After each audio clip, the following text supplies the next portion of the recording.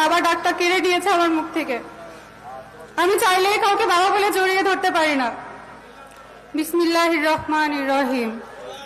চুয়াডাঙ্গা জেলা বিএনপির সম্মানিত সভাপতি জনাব মাহমুদ হাসান খান বাবু, প্রধান অতিথি বিএনপির ভারপ্রাপ্ত চেয়ারম্যান জনাব তারেক রহমান, উদ্বোধক বিএনপির সংগ্রামী মহাসচিব মির্জা ফখরুল ইসলাম আলমগীর, আমার চাচা শামসুজ্জামান দুদু সহ বিশেষ অতিথিবৃন্দ, উপস্থিত সুধীজন, সকলকে সালাম জানাই। আসসালামু আলাইকুম।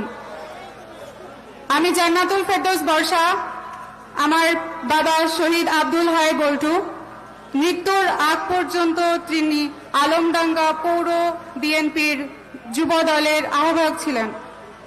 2012 সালের 26শে অক্টোবর ঈদের আগের দিন রাতে, চাঁদ রাতে, তাকে আওয়ামী সন্ত্রাসীরা নৃশংসভাবে কুপিয়ে রক্তাক্তভাবে জখম করে এবং ঈদের দিন 27শে অক্টোবর তিনি মৃত্যুবরণ করেন।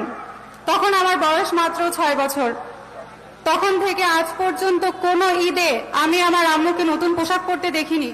আমি কাউকে বাবা বলে ডাকতে পারি না। তারা আমার বাবা ডাকটা কেড়ে নিয়েছে আমার মুখ থেকে। আমি চাইলেই কাউকে বাবা বলে জড়িয়ে ধরতে পারি না।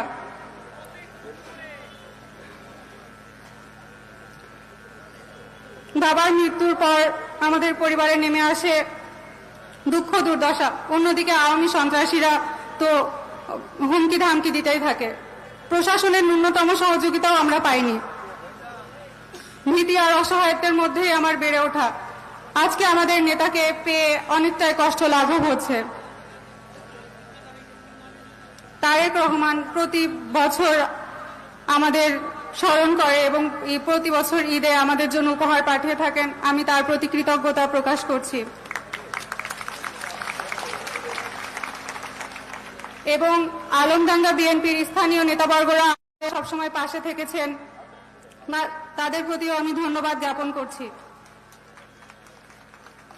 নেতাদের উদ্দেশ্যে আমার একটাই দাবি, আমার বাবার হত্যাকারীদের সর্বোচ্চ শাস্তির দাবি জানাচ্ছি। যে মারা গেছে সে তো আর ফিরে আসবে না, কিন্তু তার যে খুনিরা, তার আমি সর্বোচ্চ শাস্তির দাবি জানাচ্ছি। তারা আমাদের সামনে এবং আমার পরিবারের সামনে দিয়ে তারা বুক ফুলে হেঁটে বেড়ায়, যা আমি এবং আমার পরিবারের হৃদয়ে রক্তক্ষরণ হয়, যা আমরা দেখতে পারি না। আমি এবং আমার পরিবার চাই আমার বাবার হত্যাকারীদের সর্বোচ্চ শাস্তির ব্যবস্থা করা হোক এবং আমার বাবার খুনিদের সর্বোচ্চ শাস্তির ব্যবস্থার পাশাপাশি আমার পরিবারের পাশে থাকবেন আমার নেতাবর্গরা।